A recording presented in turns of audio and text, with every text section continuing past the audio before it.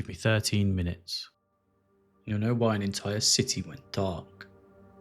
Not from bombs, not from plague, but from a logo. A harmless little green leaf stamped on crates, ID badges and contracts. That leaf is TerraGroup's mark. If you think it still stands for eco-friendly agrotech, congratulations. You've already bought the first lie. Tarkov isn't just a war zone, it's a crime scene, and the body count keeps climbing because of one corporation decided to turn a city into their laboratory. TerraGroup arrived in the Navinsk Special Economic Zone in 2009. On paper, they were biotech pioneers. Seeds that could survive salt water, cattle that reached slaughter weight in half the time. Politicians smiled for cameras, ribbon cuttings hit the news, and investors poured in. But here's the detail that never made the headlines. TerraGroup wasn't just importing wheat and lab gear. They brought in private security contracts, restricted access shipments, and armoured convoys that outgunned the local military. Why does a seed company need paramilitary protection? And if you look closer, you'll find the trail leads straight to factory. An industrial site players know well. In law, it was an old chemical plant. Suddenly, it shifted from fertilisers and paint thinner to mysterious shipments, sealed crates, and restricted storage zones. People started whispering about off-the-books research. Then came the lab, an underground complex hidden beneath Tarkov. Publicly, it didn't exist. Privately, it became the epicenter of TerraGroup's darkest work, and factory became its front door. The corruption wasn't subtle. By 2010, city clerks and regional administrators were suddenly driving imported German cars. Their salaries couldn't buy hubcaps, but they were cruising in BMWs. Money was moving, and TerraGroup was the source. Truck convoys rolled in under the cover of night. Locals swore they saw them arrive at 3 AM and leave again 20 minutes later. Too fast for real unloading, just long enough to swap manifests and launder cargo. And here's where Escape from Tarkov itself drops breadcrumbs. In therapist quests, you're sent to recover TerraGroup documents hidden inside customs dorms. These aren't records of miracle cures. They're smudged invoices and internal reports tied to healthcare research. The language is vague, deliberately vague, but the implication: TerraGroup was moving shipments of experimental compounds under the cover of standard medical supply orders. Even the items you scavenge whisper the same story. TerraGroup Labs keycards, scattered in game, don't just open doors. They're physical reminders that entire wings of research were sealed off, hidden from oversight, and abandoned only when everything fell apart. So what was happening inside the lab? Not crop genetics, not cow feed, human trials. The lab became the testing ground for biological, chemical, and pharmacological experiments. Subjects, disposable people, those with no one to notice when they disappeared. Convicts, the homeless, war veterans, even mercenaries who took the wrong contract. And the results of those trials are everywhere in Tarkov. Take the combat stims you can inject: SJ6, Mule, Abdulbus. In game terms, they boost speed, endurance, and strength.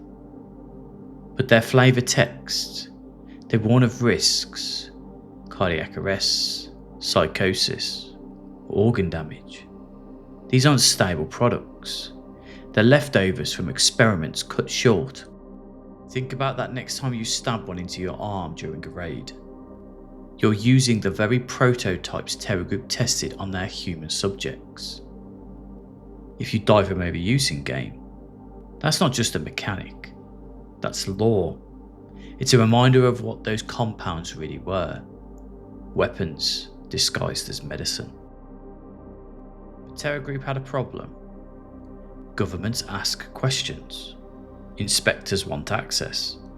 Auditors request records. So TerraGroup built a firewall.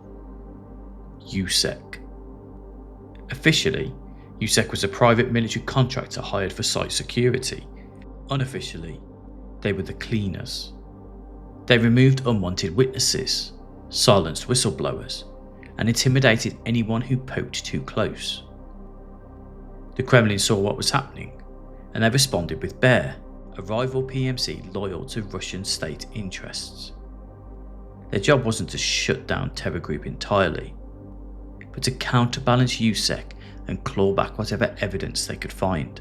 And that's the war you, the player, walk into every raid. Bear versus USEC.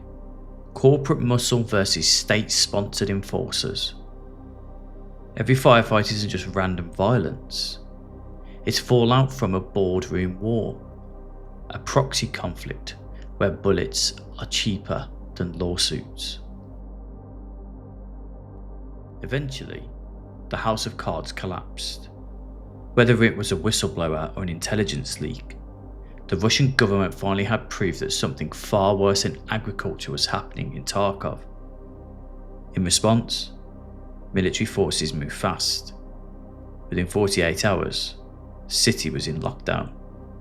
Checkpoints sealed the highways, flights were cancelled, civilians fled or were trapped.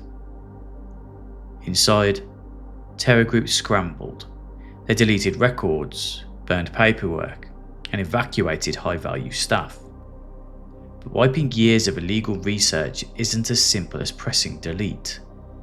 Too much was left behind. Physical evidence scattered across labs, offices, and warehouses. And that's where you keep finding it. Documents, prototypes, experimental gear. Loot isn't just loot. It's the trail of a cover-up that didn't quite succeed. Walk through Tarkov carefully, and the evidence is everywhere. Customs, warehouses littered with TerraGroup marked crates. Interchange, an entire mall that doubled as storage and distribution for their products. The streets of Tarkov, TerraGroup offices, half abandoned, half looted, but still holding fragments of their operations. Even in places that don't explicitly scream TerraGroup, the connections show up. Barrels, documents, medical gear, stim blueprints. They all point back to the same corporation. The truth is, TerraGroup didn't vanish. They left behind a mess too large to sweep under the rug. And that's the mess every PMC, Scav, and Boss is crawling through today. But here's the most chilling part. TerraGroup Holdings isn't just a Russian corporation. In law, they're described as a multinational giant with shell companies, offshore accounts, and subsidiaries across multiple industries: pharmaceuticals, weapons research, energy. Tarkov is only one theatre, just one test site. The implication is that TerraGroup has other labs, other projects, and other Novinsks waiting to happen. And if they could bribe entire governments in Russia, imagine how deep their roots go elsewhere. Everywhere you look in Tarkov, something feels wrong. Scav bosses with near superhuman aggression, raiders who act like coordinated kill teams, rogue factions running experimental gear. Canon doesn't spell out that they're different experiments, but the overlap is obvious. TerraGroup created the conditions for these groups to exist, whether through stims, weapons testing, or destabilization. The result? Tarkov itself became a living experiment, an open-air petri dish where every gunfight, every injection, every survival run continues TerraGroup's legacy. And here's the gut punch. Your PMC isn't the hero. You're not storming the lab to shut it down. You're not exposing TerraGroup to the world. You're looting, extracting, and selling. Every LEDX scanner, every graphics card, every TerraGroup document you find, that's corporate evidence leaving the city. Not destroyed, not published, just shuffled into new hands. Whether you play as USEC or Bear, knowingly or not, you're feeding the machine. Your stash? It's not just a collection of loot. It's the receipts of someone else's cover-up. So TerraGroup didn't come to Novinsk to grow crops or heal the sick. They came to see how far a human body could be pushed, broken, and rebuilt. And when it all collapsed, they didn't take responsibility. They left behind fire, blood, and secrets. The truth is still in Tarkov. In the stims you jab into your veins, in the crates you loot, in the offices on streets, in every firefight between USEC and Bear. You're not escaping Tarkov. You're carrying its story with you, one raid at a time. This has been XP. Thank you so much for watching. Catch you guys in the next one. Take it easy. And if you do want to continue the conversation, we stream daily over on twitch.tv/XP. Link is in the pinned comment below.